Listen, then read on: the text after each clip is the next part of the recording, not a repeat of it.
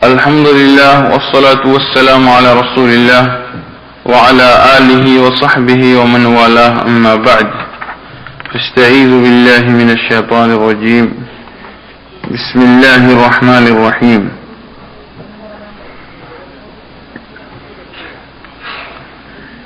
يا أيها الذين آمنوا أطيعوا الله وأطيعوا الرسول وأولي الأمر منكم فإن تنازعتم في شيء فردوه إلى الله والرسول إن كنتم تؤمنون بالله واليوم الآخر ذلك خير وأحسن تأويلا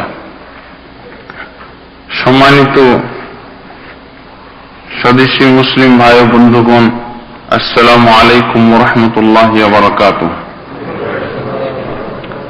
আমরা ইতিপূর্বে অর্থাৎ গত সপ্তাহে যে বিষয় সম্পর্কে আলোচনা শুরু করেছিলাম সেই বিষয়েরই পরিপূরক অংশ হিসেবে আমরা আজকের এই বক্তব্যকে ধরতে পারি।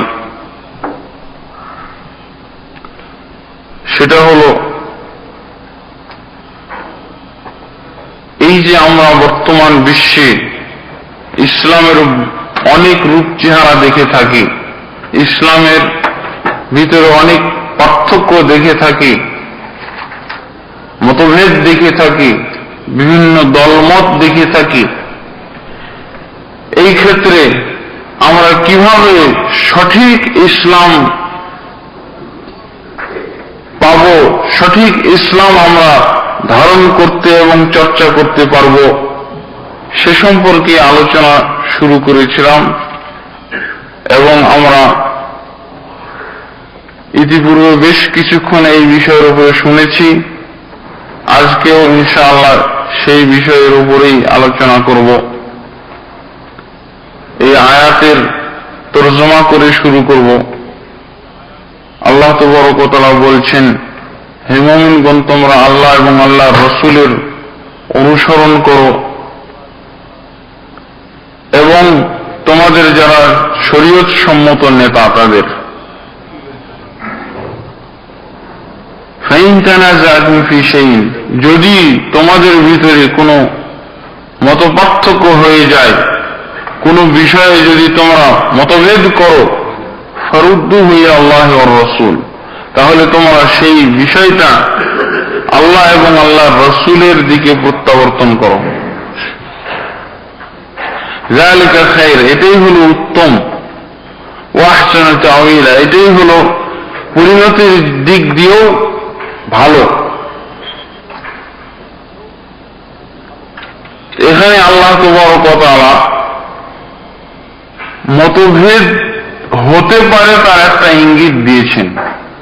মতভেদ হতে পারে তার একটা ইঙ্গিত আল্লাহ তাবারক ওয়া তাআলা এই আয়াতের ভিতরে দিয়ে দিয়েছেন। অন্য আয়াতে এরকমই কথা বলা হয়েছে, ওমাখতালাফতুম ফি শাইইন ফাহুকমুহু ইলাল্লাহ, যে বিষয়ে তোমরা মতভেদ এবং মতপার্থক্য করো না কেন, এটার একটা সঠিক সিদ্ধান্ত, এর ফয়সালা আল্লাহর নিকটে রয়েছে।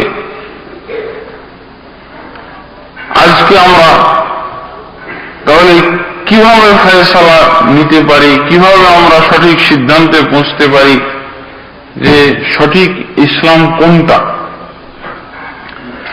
শুধু আল্লাহ তাবারক ওয়া তাআলা এরকম ইঙ্গিত দেননি, বরং রাসূল সাল্লাল্লাহু আলাইহি ওয়াসাল্লামও ইঙ্গিত দিয়েছেন।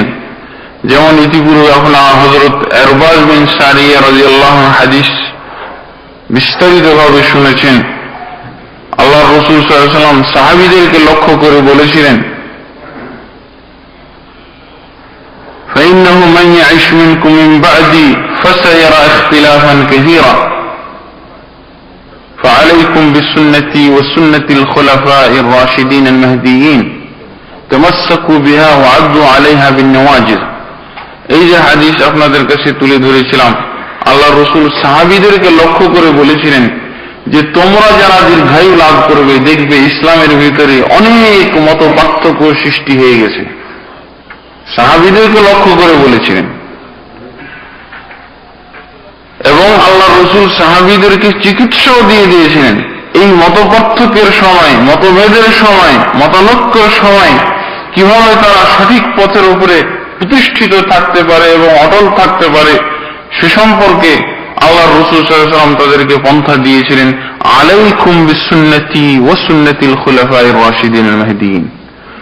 তোমাদের মতভেদের সময়, মতপার্থক্যের সময় একমাত্র ব্যবস্থা হলো সঠিক পথে থাকার উপরে, সঠিক সিদ্ধান্তের উপরে প্রতিষ্ঠিত থাকার, যে তোমরা ওই অবস্থায় একমাত্র ডানে বামে না তাকিয়ে শুধুমাত্র আমার সুন্নতকে এবং আমার খোলাফায়ে রাশিদিন অর্থাৎ পরবর্তী আমার নবুয়তের যে উত্তরাধিকারী হবেন তাদের সুন্নতকে তোমরা হাতে নাতে আঁকড়িয়ে ধরবে। এই হল ব্যবস্থা।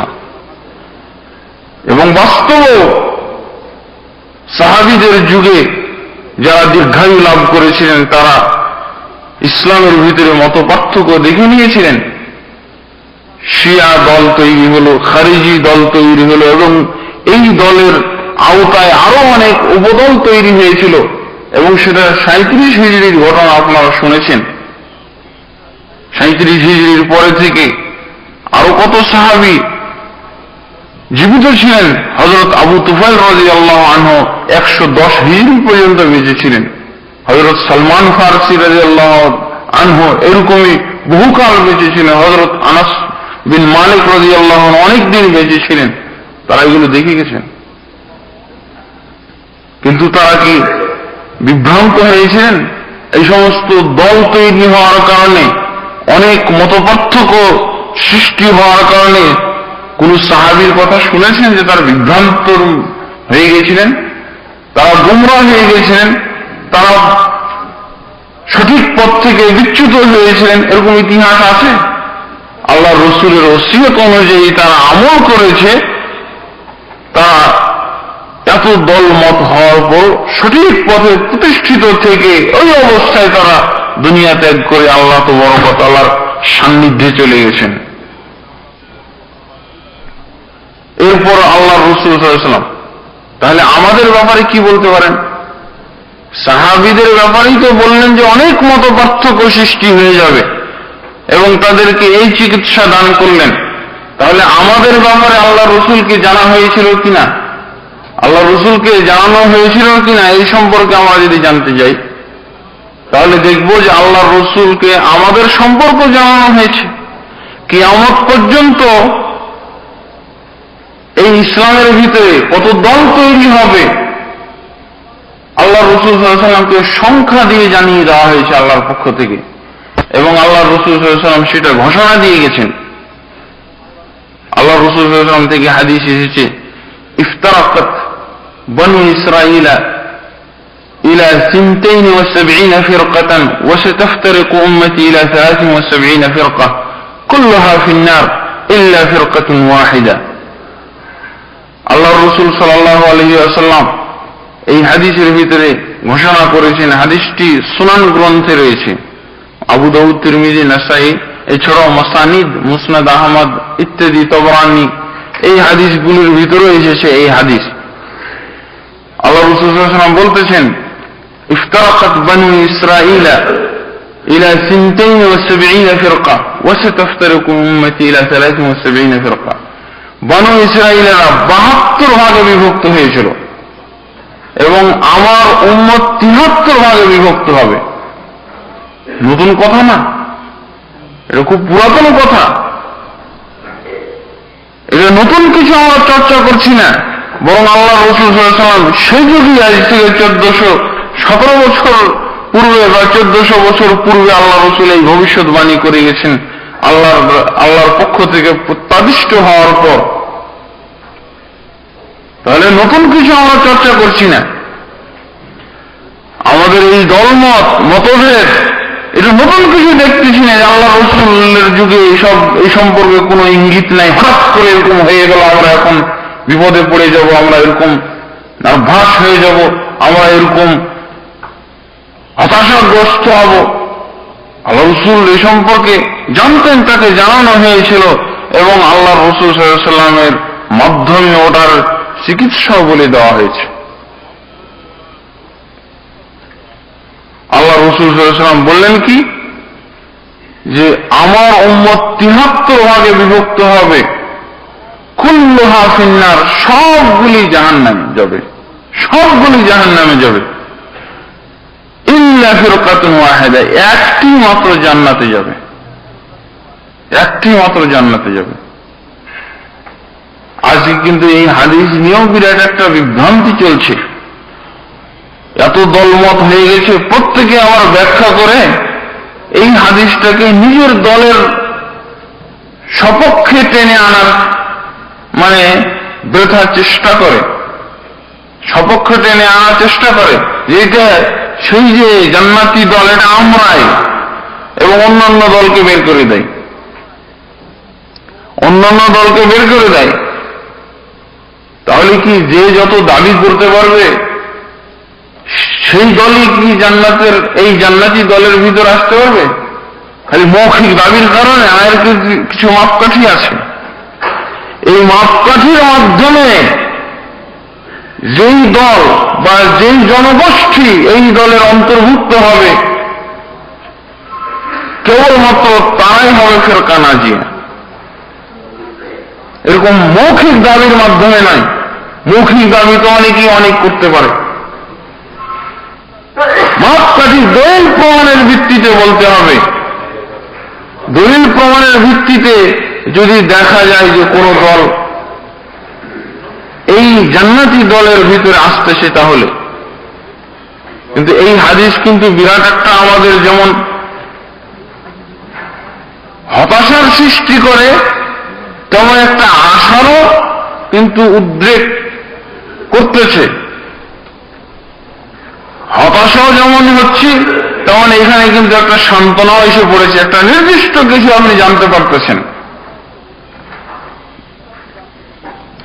আল্লাহ রাসূল সাল্লাল্লাহু আলাইহি ওয়াসাল্লাম এই হাদিস দিয়ে পরিষ্কারভাবে বলে দিয়েছেন যে একটি মাত্র দল যাবে জান্নাতে। তাহলে কিন্তু এখানে আমাদের যে অন্তর্নিহিত কিছু প্রশ্ন, আমাদের অন্তর্নিহিত কিছু সংশয়, এর কিন্তু উত্তর এসে গেছে। আমরা অনেক সময় বাতিলপন্থীদের সংখ্যা অনেক বেশি দেখে এরকম শয়তানে ওয়াসওয়াসা দেয়, প্ররোচনা দেয় যে ওরাই মনে হয় হক পথে রয়েছে, ওরাই মনে হয় হক পথে রয়েছে। মানে সংখ্যা বেশি দেখে, সংখ্যা বেশি দেখে অনেক সময় আমরা এই কথাও বলে থাকি বা এই দাবি করে থাকি যে ওরাই মনে হয় হক পথে। এত লোক একদিকে চলেছে, ওরা হক না তো কেন, ওরা সঠিক যদি না হলো তো যাচ্ছে কেন ওইদিকে লোক? এরকম আমরা একটা কথা বলে থাকি। এই হাদিস কি বলছে শোনেন, কোন পথে সংখ্যাগরিষ্ঠ লোক থাকাই হলো ওই মতের বা ওই দলের বাতিল হওয়ার পরিচয়। বুঝতে পেরেছেন? বাতিলের সংখ্যা বেশি থাকবে, এই হাদিস হল তার দলিল। কত বেশি? হকের তুলনায় কত বেশি? 1 আর 72, 1 আর 72 থাকবে। বুঝতে পেরেছেন কথাটা?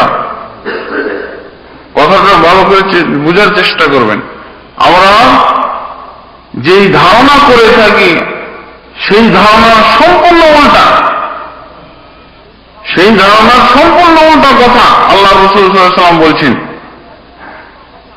যে হকপন্থীদের দল খুবই কম থাকবে, হকপন্থীদের দলে লোক সংখ্যা খুবই কম থাকবে, হকপন্থীদের দল খুব কম হবে এবং বাতিলের দল হবে বেশি, 72 এবং 1।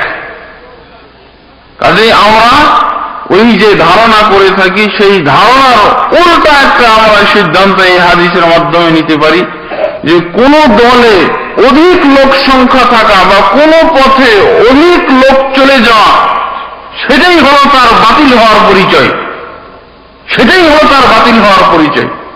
রাসূলের হাদিস দিয়ে পাওয়া যাচ্ছে। কাজেই যখন এরকম হয়ে গেল ব্যাপার, তাহলে আমাদেরকে যাচাই করে নিতে হবে।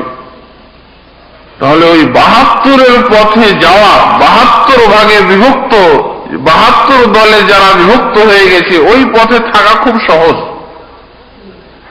আপনি একটু বেখেয়াল চললেই ওখানে যে বসে আছেন, ওই দলের ভিতরে ঢুকে আছেন, পরিশ্রম হবে না, কারণ রাস্তা অনেক, 72টা রাস্তা। যদি আপনি পরিশ্রম না করেন, তীক্ষ্ণ দৃষ্টি এবং তীক্ষ্ণ বিবেকে যদি আপনি যাচাই না করেন নিজেকে, তাহলে কখন যে 72-এর ভিতরে যে বসে আছেন তার কোনো ঠিক নেই। কারণ আল্লাহ রাসূল এরকম কথা বলেননি যে সারা বিশ্বের মানুষ 73 ভাগে বিভক্ত হবে, মুসলমান অমুসলিম সব মিলে। বরং আল্লাহ রাসূল বলছে উম্মতি, আমার উম্মতের ভিতরে মুসলমানেরা 73 ভাগে বিভক্ত হবে এবং 72টা হবে জাহান্নামী, একটাই হবে জান্নাতি। কাজে পরিশ্রম করতে হবে। যদি বেখেয়ালে থাকা যায় তাহলে কিন্তু মুশকিল আছে। যদি বেখেয়ালে আমরা থাকি, একটু যদি আমরা চিন্তা না করি, এগুলো নিয়ে যদি মাথা না ঘামাই, এটা নিয়ে যদি পরিশ্রম না করি, তাহলে কিন্তু বিপদ আছে। এত নিরাপদ হয়ে আমাদের থাকা যাবে না। সবসময় আমাদের তাহলে চেষ্টা করতে হবে এই দলের অন্তর্ভুক্ত হওয়ার জন্য।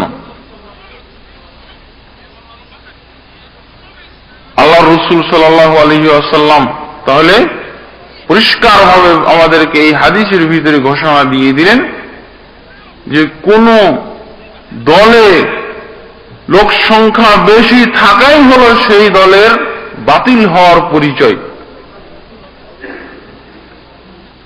আজও আপনারা একটু বাস্তবের দিকে তাকিয়ে দেখেন না, বাস্তবের দিকে একটু নজর দেওয়া যাক। আমরা প্রচলিত যে হিসাব নিকাশ রয়েছে জনসংখ্যার, পৃথিবীর জনসংখ্যার, তার ভিতরে বলা হয় যে 400 কোটি নাকি মানুষ, তার ভিতরে 100 কোটি মুসলমান এবং 300 কোটি হলো মুশরিক কাফের।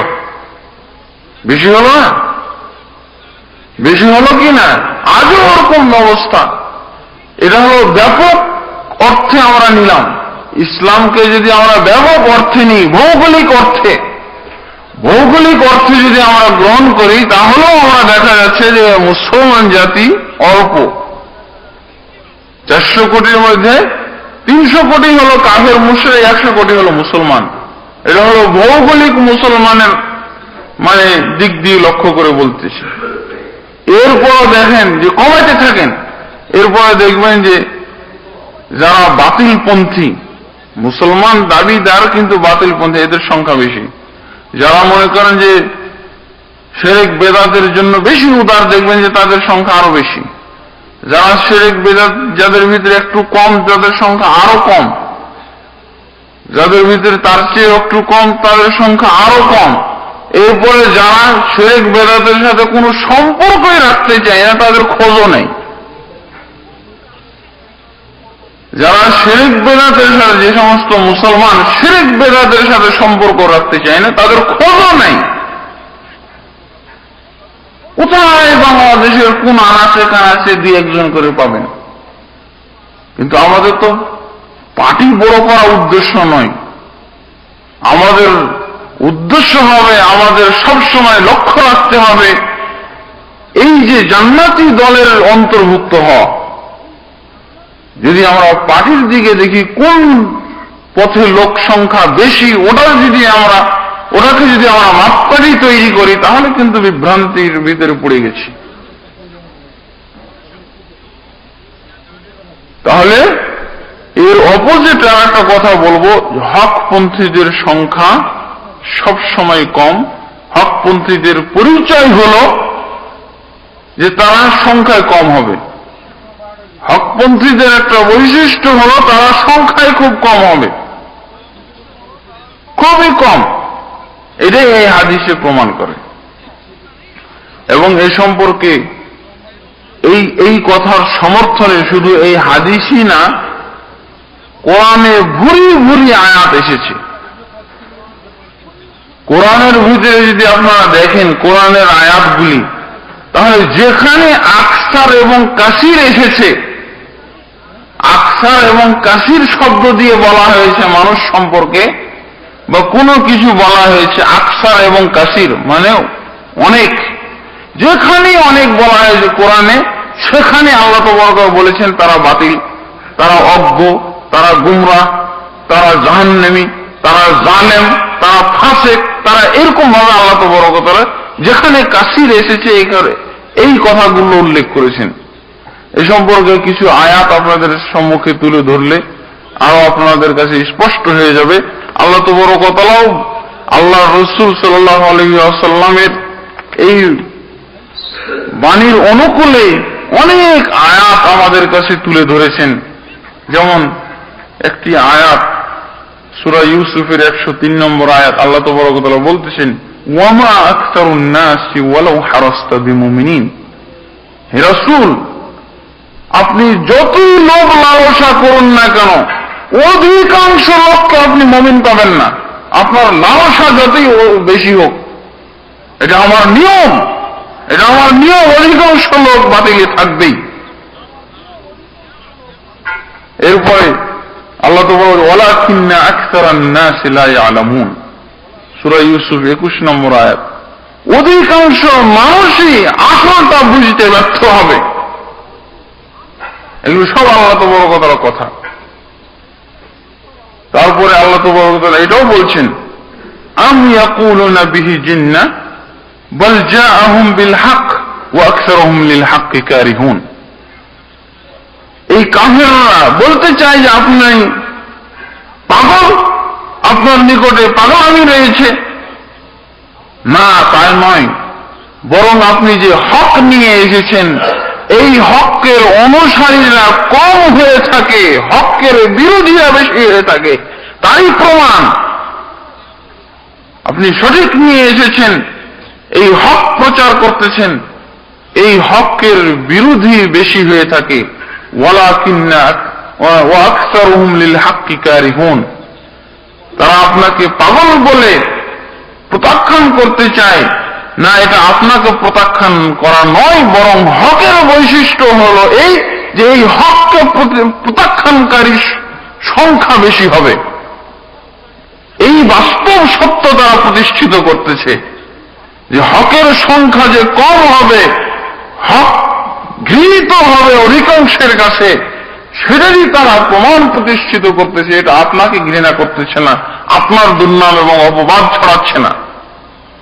এগুলো সব আল্লাহর কথা। এরকম 16টা আয়াত এখানে আমি একত্রিত করেছি এবং আমি এই সম্পর্কে আপনাদের কাছে একটা নিয়মই বেঁধে দিলাম। অধিকাংশ জায়গায় যেখানে আল্লাহ তাবারক ওয়া তাআলা আকসার বলেছেন এবং কাসীর বলেছেন, ওখানে দেখবেন যে কল্যাণজনক কিছু নাই, বাতিল সম্পর্কে আল্লাহ ওই কথা উল্লেখ করেছেন। এই জন্য আল্লাহ তাবারক ওয়া তাআলা শেষে এই কথাও উল্লেখ করে দিয়েছেন,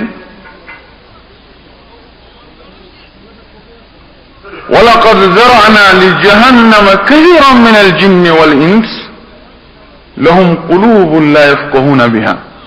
আল্লাহ তাবারক ওয়া তাআলা এই ফয়সালাও দিয়ে দিয়েছেন। সবগুলো আয়াত উল্লেখ করলে সময় লেগে যাবে, এই জন্য আল্লাহর ফয়সালাটাও আমি শুনিয়ে দিচ্ছি। যখন অধিকাংশের ব্যাপারে, সংখ্যাগরিষ্ঠতার ব্যাপারে এরকম একটা আল্লাহর পক্ষ থেকে তথ্য এসে পড়ল, আল্লাহ তাবারক ওয়া তাআলা একটা ফয়সালাও দিয়ে দিলেন তাদের পরিণতি সম্পর্কে। যখন ঘটনা এই যে অধিকাংশ লোক বাতিলের উপরে থাকবে, অধিকাংশ লোক হককে ঘৃণা করবে, তাদের ব্যাপারে আল্লাহ তাবারক ওয়া তাআলা বলেও দিলেন, ওয়ালাকাদ যারা'না লিজাহান্নামা কাসীরাম মিনাল জিন। এই জন্য আমি জাহান্নামকেও তৈরি করে রেখেছি অধিকাংশ জিন এবং ইনসানের জন্য। খালাস, আল্লাহ বলে দিলেন। আয়াত নম্বর সূরা আরাফ 189 নম্বর আয়াত। এরপরে আল্লাহর রাসূল সাল্লাল্লাহু আলাইহি ওয়াসাল্লামকে সান্ত্বনা দেওয়া হয়েছে। আল্লাহর রাসূল যখন দাওয়াত প্রচার করলেন, কালেমার দাওয়াত, তাওহীদের দাওয়াত নিয়ে আসলেন, আল্লাহর রাসূলের ভিতরে মানব সমাজের ভিতরে, মানুষ স্বভাবের ভিতরে এরকম একটা ধারণা আসবে, এরকম একটা সংশয় সৃষ্টি হবে। আল্লাহর রাসূলও একটু নার্ভাস হয়ে গেছিলেন যে এরকম এত খাঁটি হক আমি প্রচার করতেছি, যেটা সরাসরি আল্লাহর পক্ষ থেকে আসতেছে, অথচ এই হক, এই সঠিকটাকে তারা প্রত্যাখ্যান করতেছে। আল্লাহর রাসূল চিন্তিত হয়েছিলেন, খুবই উদ্বিগ্ন হয়েছিলেন। এরকম একটা আল্লাহ রসুলের ভিতরেও ভাব সৃষ্টি হয়েছিল যে কি ব্যাপার, যেই হকের ব্যাপারে কোনো সংশয় নাই, কোনো সন্দেহ নাই, যেটা একেবারে খাঁটি আল্লাহর পক্ষ থেকে ডাইরেক্ট আসা, এটা গ্রহণ করতেছে না মানুষ। এই পথে লোক না এসে বরং বাতিলের পথে লোক বেশি। ব্যাপার কি? আল্লাহ রসুলের অন্তরে এরকম একটা জেগেছিল। তখন আল্লাহ তো বড় কথা, আল্লাহ রসুলকে সান্ত্বনা দিয়েছিলেন, قد نعلم أنه يحزنك الذي يقولون إنهم لا يكذبونك ولكن الظالمين بآيات الله يجحدون। হে রাসূল, আমি জানতে পারতেছি, আমি জানছি আপনি চিন্তাগ্রস্ত হচ্ছেন, আপনি চিন্তিত হচ্ছেন তাদের এই আচরণ দেখে, কিন্তু আসলে তো তারা আপনাকে এভাবে প্রত্যাখ্যান করতেছে না, আপনাকে মিথ্যা প্রতিপন্ন করতেছে না। আপনি তো তাদের কাছে আল আমিন বলে উপাধি অর্জন করেছেন, তারাই ঘোষণা দিয়েছে আপনাকে, কিন্তু আপনাকে আজকে মিথ্যা প্রতিপন্ন করতেছে কেন? এটা আপনাকে নয়, আপনার সাথে আপনার মুখ দিয়ে যে হক প্রচারিত হয়, সঠিক প্রচারিত হয়, ওটাকে তারা প্রত্যাখ্যান করতেছে। ওয়ালাকিন্নাল যালিমিনা বিআয়াতিল্লাহি ইয়াজহাদুন। এই জালেমরা আল্লাহ তাবারকাল নিদর্শনগুলিকে প্রত্যাখ্যান করতেছে, আপনাকে নয়। কারণ হক যার মাধ্যমে, যার মুখ দিয়েই সেটা প্রচারিত হোক না কেন, তাকে প্রত্যাখ্যান করা হয়। সেটা যার মুখ দিয়েই হোক, এটা হকের দোষ, এটা লোকের দোষ না, হকের দোষ। আল্লাহ রসুলকে সান্ত্বনা দিচ্ছেন আল্লাহ, সান্ত্বনা না বরং ধমকও দিয়েছে এই আয়াতের পরের আয়াতে। কি বলছেন?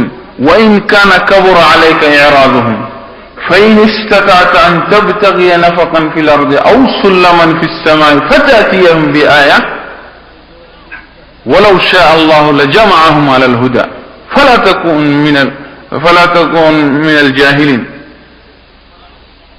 তাকুনান্না মিনাল জাহিলিন। আল্লাহ তো কি বলছেন যে মুহাম্মদ সাল্লাল্লাহু আলাইহি সাল্লাম,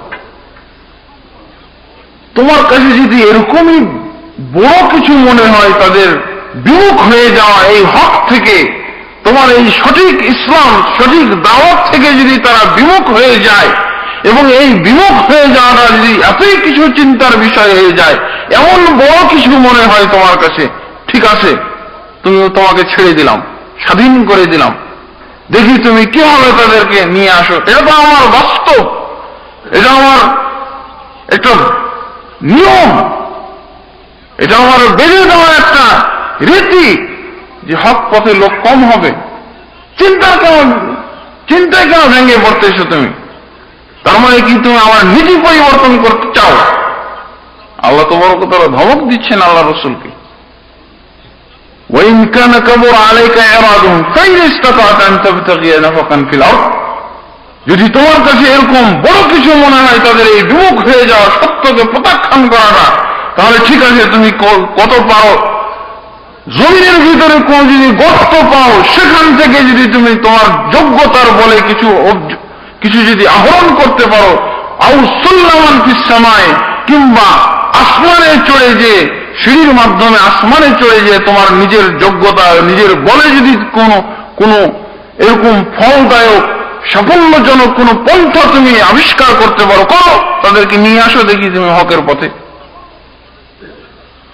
ওয়ালাউ শাআ আল্লাহু লাজামা'আহুম আলাল হুদা। আল্লাহ যদি চাইতেন তাহলে তাদের সকলকে আল্লাহ তাবারক ওয়া তাআলা হিদায়াতের উপরে জমা করে দিতেন। এটা আল্লাহ তাবারক ওয়া তাআলার কাজ।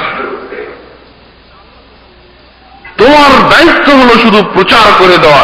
কে আসলো না আসলো, মানলো না, সংখ্যাগরিষ্ঠ লোক প্রত্যাখ্যান করলো, অল্প লোক আসলো, এর নিয়ে তোমার মাথা ঘামাঘামির কি আছে? ফালা তাকুনান্না মিনাল জাহিলিন। এই মূর্খতার পরিচয় আজ থেকে আর দিবে না। রাসূলকে মূর্খ বলে দিলেন আল্লাহ তো, মূর্খতার পরিচয় আর দিবে না, এই নিয়ে মাথা ঘামাই করবে না, এটা আমার নিয়ম, এটা আমার নির্ধারিত রীতি, এই পথে লোক কম আসবে। তোমার চিন্তার কি আছে? তোমার এতে উদ্বিগ্ন হওয়ার কি আছে? আমার দায়িত্ব তোমাকে দেওয়া আছে, প্রচার করে দাও, আসুক না আসুক সেটা সেটা তোমার দেখার বিষয় না। এখানে আল্লাহ তাআলা ধমক দিলেন, অন্য আয়াতে আবার সান্ত্বনা দিয়েছেন।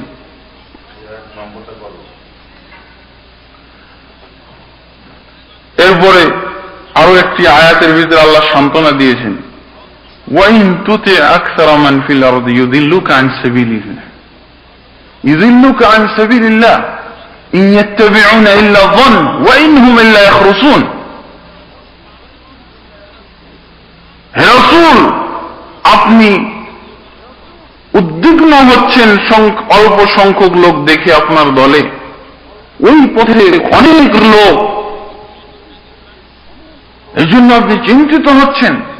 কিন্তু আমার আজকে উপদেশ শুনে রাখেন, ইনতুতি আকসারা মান ফিল আরদি ইউদিল্লুকা আন সাবিলিল্লাহ, যদি আপনি অধিকাংশ যদি অনুসরণ করতে যান এই ধারণায় যে ওই পথে যখন অধিকাংশ লোক চলে গেছে, ওই পথে যখন এত সংখ্যাগরিষ্ঠ লোক, ওরাই হক হতে পারে, এই চিন্তা করে যদি তাদের অনুসরণ আপনি করেন, লা ইউদিল্লুকা আন সাবিলিল্লাহ, নির্ঘাত আপনি আল্লাহর পথ থেকে বিচ্যুত হয়ে গেছেন জানতে হবে। এরপর আল্লাহ তাআলা সান্ত্বনা বাণী দিচ্ছেন যে বাতিলের পথে লোক সংখ্যা কেন বেশি, এটা আমাদেরও জানার দরকার। আল্লাহ নিজেই বলে দিচ্ছেন যুক্তি দিয়ে। আমরাও যুক্তিবাদী, অনেক সময় যুক্তিবাদীদেরকে পছন্দ করি এবং যুক্তির পিছনে বেশি দৌড়াই। আল্লাহ তাআলা এখানে যুক্তি দিয়েই বুঝিয়েছেন যে কেন বাতিলের পথে লোক বেশি এবং হক পথে লোক কেন কম। আল্লাহ নিজে বলতেছেন, ইন ইয়াত্তাবিউনা ইল্লা যন ওয়া ইন হুম ইল্লা ইয়াখরুসুন। বাতিলের পথে এই জন্যই লোক বেশি যে তারা অনুসরণ করে তাদের মনোবৃত্তির, খেয়াল খুশির, মনে যা চাই তাই, মনে যা চায় তাই। যদি মনে যা চায় তাই যদি আপনি করার স্বাধীনতা লাভ করেন, তাহলেও যে এই ধরনের স্বাধীনতা দান করে তার পথে লোক বেশি হবে না? তার পথে এখন ধরেন বিভিন্ন দলের বিভক্ত হয়ে গেছে লোক। আমাদের বাংলাদেশে ধরেন যে 100 দল, কোন এক নেতা যদি ধরেন যে বড় কোন এই শিল্পপতি, বিশ্বের কোন এক শিল্পপতি বাংলাদেশে যে বলল যে আমার দলে যে আসবে তার ইচ্ছা মোতাবেক, তার মনে যা ধরবে তাই আমি তাকে দান করব, দেখবেন যে 100 পার্টি সব ভেঙে যায়, সব এক পার্টি হয়ে গেছে, সব এক পার্টি হয়ে গেছে। এটা কত বেশি দিন লাগবে না, এত প্রচারের দরকার হবে না, খালি একটা ঘোষণা দিলি বাস। মনে যে যা চাইবে, আমার কাছে অর্থের কোনো অভাব নেই, সব আমি পূরণ করবো, আমার দলে আসো। দেখবেন যে 100 পার্টি নেই, সব এক পার্টি হয়ে গেছে। ওই দলে আসতে 1 সপ্তাহের ভিতরে সব পার্টি ভেঙে এই পার্টিতে এসে উপস্থিত। মনের অনুসরণ করতে পারা যাবে, মন আপনার যা চাইবে। মন কি না চাই, মন কি না চায়, ওই মন পূজারী যদি কেউ বলে, কোন নেতা যদি এরকম ভাবে ডাকে, বা কোন দলের বৈশিষ্ট্য যদি এরকম হয় যে মন যা চাইবে ইচ্ছা স্বাধীন চলা যাবে, কোনো অসুবিধা নেই, বরং এটাই হলো উত্তম, তাহলে এই দলের লোক সংখ্যা বেশি হবে। আল্লাহ ওই কথাই বলছেন, ইয়াত্তাবিউনা ইল্লা যন। এই জন্য ওই পথে লোক বেশি এবং আপনার পথে লোক কম, যে তারা তাদের নিজেদের খেয়াল খুশির অনুসরণ করে, কোনো বাধা নিষেধ নেই, মনোবৃত্তির অনুসরণ করে, যা মনে চায় তাই অনুসরণ করে, কোনো বাধা নিষেধ নেই। কিন্তু আপনি যেই পথে তাদেরকে ডাকতেছেন, বিভিন্ন ধরনের বাধা নিষেধের পথ, মনকে নিয়ন্ত্রণ করার একটা আপনি দাওয়াত দিচ্ছেন, নিজের খেয়াল খুশি মতো চলা যাবে না। আপনি বলতেছেন এটা শিরক, ওটা হারাম, এটা হালাল, ওটা হারাম, এটা জায়েজ, ওটা নাজায়েজ, এটা সুন্নত, এটা বেদাত, এটা শিরক, এটা তাওহীদ, এই এত বাধা কন্ত, এগুলো সবই মনের বিরুদ্ধে। আপনার মন চাই অমুক সুন্দরীর সাথে জিনা করতে, ইসলাম বলে না, চলবে না, কেউ দলে যাবে, যারা এই পন্থী তারা যাবে ওখানে হারাম খাওয়ার জন্য। হারামের সাথে তার আপোষ। হারাম জিনিস যদি আপনি নিষেধ করে দেন, হারাম খাওয়া চলবে না, কি আসবে? বাধা, কত রকমের বাধা। তাওহীদ মানতে হবে, শিরক পরিত্যাগ করতে হবে, সুন্নত মানতে হবে, বেদাত পরিত্যাগ করতে হবে, হালাল খেতে হবে, হারাম পরিত্যাগ করতে হবে, জায়েজ মানতে হবে, নাজায়েজ পরিত্যাগ করতে হবে। কত কণ্টক! সব এগুলো হলো মনে যা চাই তার বিরুদ্ধে এই সমস্ত সব বাধা, অন্তরায়। এই যে অন্তরায় সৃষ্টি করতেছেন আপনি, এত বাধা সৃষ্টি করছেন, এই জন্য লোক কম, এই জন্য লোক কম। আল্লাহ তাবারক ওয়া তাআলা জানিয়ে দিলেন। আল্লাহ তাবারক ওয়া তাআলা এই আয়াতের ভিতরে পরিষ্কার ভাবে আমাদেরকে জানিয়ে দিলেন। তাহলে এই সংক্ষিপ্ত আলোচনায় আমরা যেটা বুঝতে পারলাম, আল্লাহ তাবারক ওয়া তাআলার বক্তব্য থেকে এবং রাসূল সাল্লাল্লাহু আলাইহি ওয়াসাল্লামের বক্তব্য থেকে যে বাতিলের সংখ্যা বেশি হবে এবং সত্যের অনুসারীদের সংখ্যা খুব কম হবে। এবং কত কম, এই হাদিস থেকে তার একটা তুলনাও পেয়ে যাচ্ছি, পার্সেন্টেজ তুলনাও পেয়েছি, 1 আর 72, এত কম। তাহলে আজকে থেকে আমরা আশা করা যায় একটা সিদ্ধান্তে পৌঁছে গেলাম যে অনেক সময় আমরা যে দেখি থাকি এত লোক কি বাতিল, হ্যাঁ এত লোক বাতিল হয়ে যেতে পারে। কোরআন হাদিসের বিরুদ্ধে এত লোক এক পথে চলে গেছে, যার জন্য আমরা কোরআন হাদিসটাকে অনেক সময় নরম ভাবে বুঝতে চেষ্টা করি এবং এই সংখ্যার দিকটাই বেশি আমাদের কাছে প্রাধান্যতার দিক হয়ে উঠে। আমরা অনেক সময় ওইদিকে মনোযোগ দিয়ে থাকি। কিন্তু আজকে থেকে সিদ্ধান্ত, এই হাদিস থেকে আপনারা জানতে পারতেছেন যে বরং বাতিলের সংখ্যায় বেশি হবে, বাতিলের সংখ্যায় বেশি হবে। আপনি এখন এই কথা বলতে পারেন, যদি কোনোদিন তাহলে কোরআন হাদিস, সরাসরি কোরআন এবং হাদিস পন্থীদের সংখ্যা বেশি হয়ে যায়, তাহলে কি তারা বাতিলের ভিতরে চলে যাবে নাকি? যখন আমরা মাপকাঠি তৈরি করলাম যে বাতিলের মাপকাঠি হলো এটাই, যে কোন দলের বাতিলের উপরে থাকার মাপকাঠি হলো এটাই যে তাদের লোক সংখ্যা বেশি হবে, সংখ্যা গরিষ্ঠ হবে তারা। কিন্তু তার অর্থ কি এটা যে কোন সময় যদি হকপন্থীদের সংখ্যা বেশি হয়ে যায়, হকপন্থীদের সংখ্যা যদি কোন সময় বেশি হয়ে যায়, তাহলে তারা বাতিলের ভিতরে চলে যাবে? না, হকপন্থীদের সংখ্যা যদি কোনোদিন বেশি হয়ে যায় তো দুনিয়াতে খবরও হয়ে যায়, বুঝেছেন? তাও এত বেশির দরকার না। আল্লাহ রাসূলের যুগের দিকে তাকান, শুধু মদিনাবাসী এই হক সবাই গ্রহণ করে নিয়েছেন, কোন মতভেদ নাই এর ভিতরে। দেখেন সারা বিশ্বে খবর হয়ে গেছে। এবং এটাও নয় যে যদি আমরা এই কথা বলি যে সত্যের মাপকাঠি হলো সংখ্যা লঘিষ্ঠ হওয়া, সংখ্যা অল্প হওয়া। এখন কেউ যদি ছদ্মবেশী পার্টি তৈরি করে একটা মতবাদ চালু করে দেওয়া যে আমার লোক সংখ্যা কম, এটাও নয়। বরং হক পথে, সঠিক পথে এই জন্য লোক কম, বাস্তবের দিকে এরকম অভিনয় মার্কা নয়, বাস্তবের দিকে যদি দেখা যায় যে তারা লোক সংখ্যা কমে যায়, লোক সংখ্যা কমে যায়। কারণ ওই যে বাধা নিষেধ আছে, অনেক কণ্টক, অনেক অন্তরায় রয়েছে, যার জন্য বাস্তবের দিকে যদি তাকানো যায় তাহলে এদের সংখ্যা চিরদিন কম থাকে। আর এই যে কথা আমরা বললাম, কোন সময় আর এই চিন্তা করবেন না বা জায়েজ হবে না যে কোন এই হকপন্থী কোরআন সুন্নাহ পন্থীদেরকে দেখে, নিরপেক্ষ কোরআন হাদিস পন্থীদেরকে দেখে, অল্প সংখ্যক দেখে আর কোনদিন এই বাতিল বলার চেষ্টা করবেন না বা কোনদিন এই ধারণা করবেন না যে তারা বাতিল। বরং এদের সংখ্যা কম হয় এটাই গৌরব করতে হবে, এটাই ফখরের বিষয় হতে হবে। যদি আপনার সংখ্যা কমে যায় থাকে যে হ্যাঁ এবার তাহলে আমি এই হাদিসের আওতায় পড়েছি, এটা আপনার ফখরের, অহংকারের বিষয় হওয়া যা দরকার। আপনি সংখ্যা কম হয়ে গেছেন, এতে আল্লাহ রাসূল সাল্লাল্লাহু আলাইহি ওয়াসাল্লামের ভবিষ্যৎবাণী আপনার উপরে প্রতিফলিত হয়েছে। আপনি আল্লাহ রাসূলের ভবিষ্যৎবাণীর বাস্তব রূপ লাভ করেছেন। এটাই আপনাদের। যদি সংখ্যা অল্প দেখে বাতিল বলতে চাই, যেমন আজকে চলছে, যেমন আজকে বাতিল বলা চলছে, আপনি আপনারা দুই একজন ধরেন যে এরকম কোরআন হাদিস পন্থী হতে কত টিটকারি মস্কারি চলবে। এখানে তো অল্প স্বল্প, দেশে যে আরো কত যে শুরু হবে আল্লাহ জানে।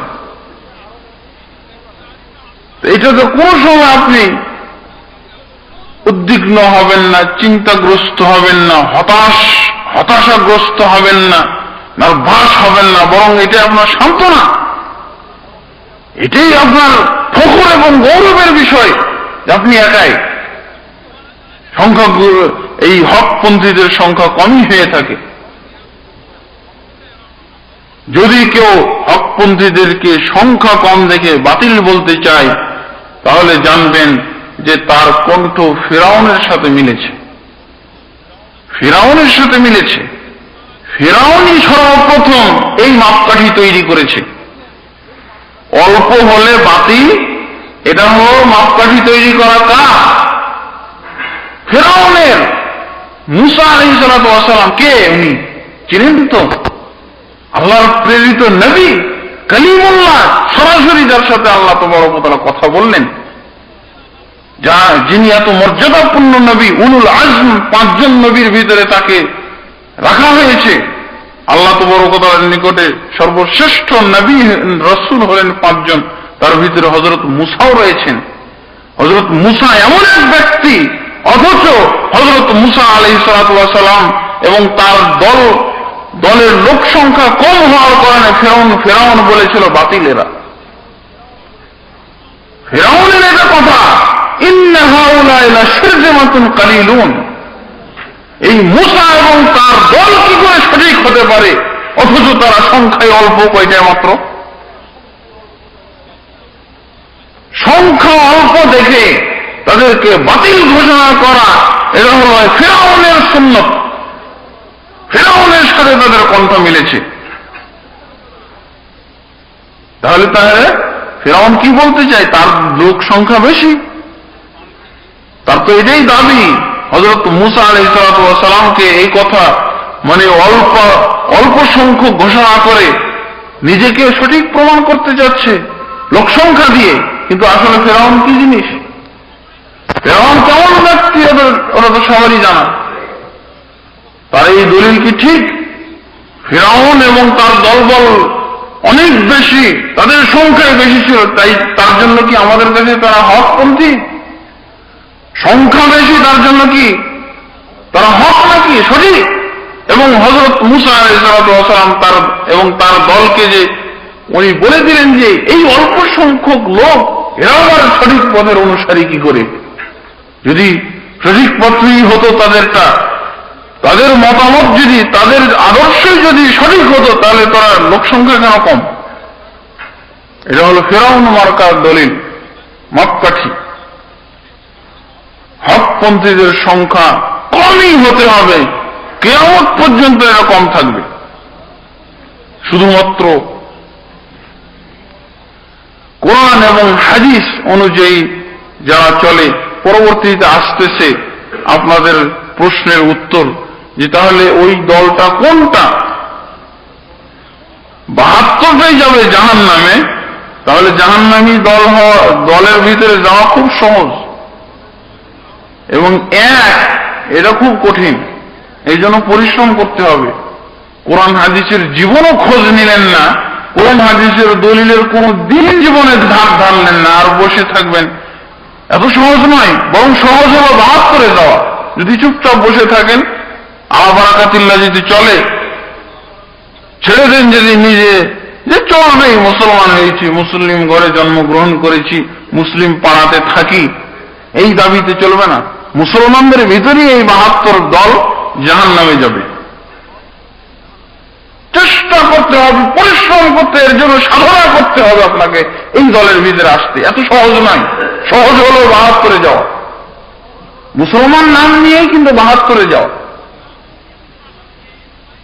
এবার তাহলে আমরা জানবো ওই যে এক দল, সেই দলের পরিচয় কি, তাকে কিভাবে আমরা চিনব, সেই দল কিভাবে আমরা চিহ্নিত করব। সাহাবীরা আল্লাহ রাসূলকে জিজ্ঞাসা করেছিলেন, মানিল ফিরকাতুন নাজিয়া ইয়া রাসূলুল্লাহ, এই যে একটি দল মাত্র জান্নাতে যাবে, এটি কোন দল, আমাদেরকে চিনিয়ে দেন। 72টা সম্পর্কে জিজ্ঞেস করেননি, এটা তো অনেক। দরকার হলো কোনটা নাজাত প্রাপ্ত দল, ওটার ভিতরে যাওয়া। আল্লাহ রাসূল সাল্লাল্লাহু আলাইহি ওয়াসাল্লাম এই প্রশ্নের উত্তরে যা বলেছিলেন, এটা 2 বর্ণনাতে এসেছে, 2টা হাদিসের ভিতরে দুরকম ভাবে এসেছে। আল্লাহ রাসূল এক হাদিসের ভিতরে বলেছিলেন,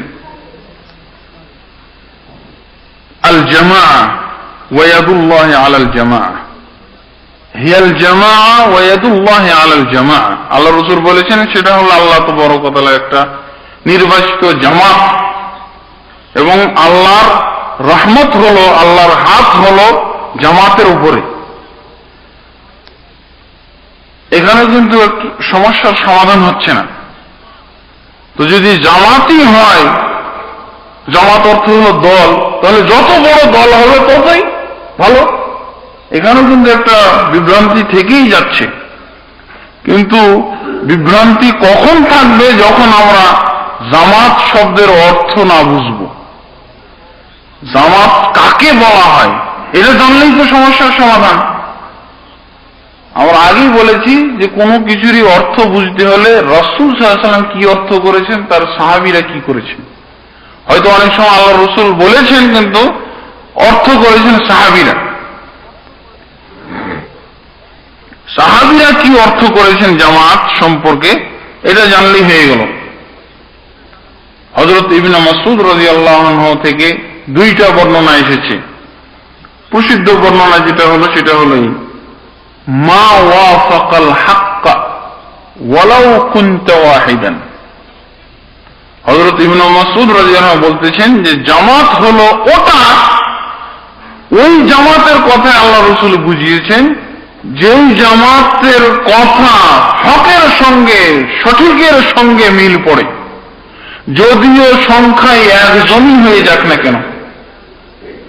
সংখ্যায় যদি একজনও হয়ে যায় না কেন, ওটাই জামাত। হযরত ইবনে মাসউদ সংজ্ঞা দিলেন জামাতের, যে জামাত অর্থ হলো ওই জামাত, যেই জামাতের কথা এবং কাজ হকের সাথে মিলে, অর্থাৎ কোরআন এবং হাদিসের সাথে মিলে। ওয়ালাউ কুনতা ওয়াহিদান, যদিও তুমি সেই দলের ভিতরে একজনই হও না কেন। তাহলে ওই যে আমরা উদার অর্থ গ্রহণ করি, এটা নয়।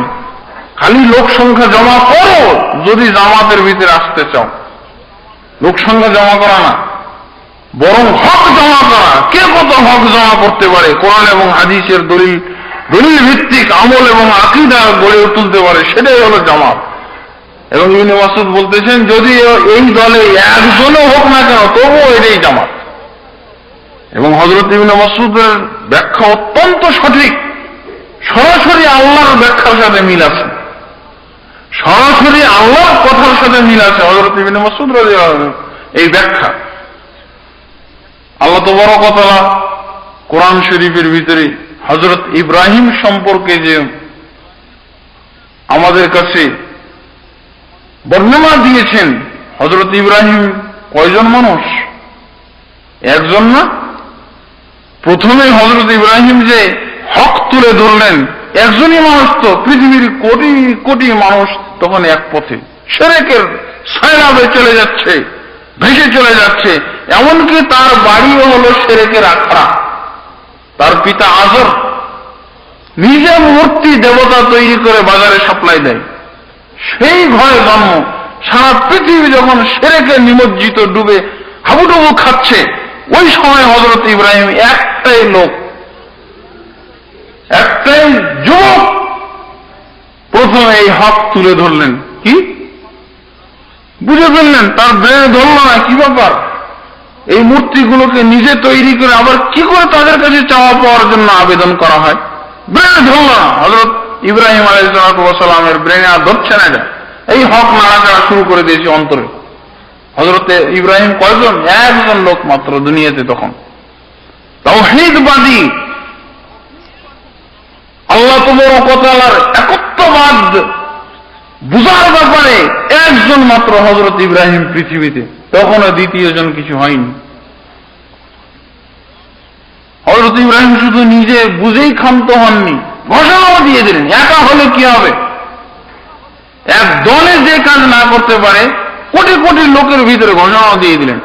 সারা বিশ্বের এই শিরক পন্থীদেরকে ঘোষণা দিয়ে দিলেন, ওয়াইদ ক্বালা ইব্রাহিমু লিআবিহি আযরা আতাত্তাখিযু আসনামান আলিহা ইন্নী আরাকা ওয়া কওমাকা লাফী যালালিম মুবিন।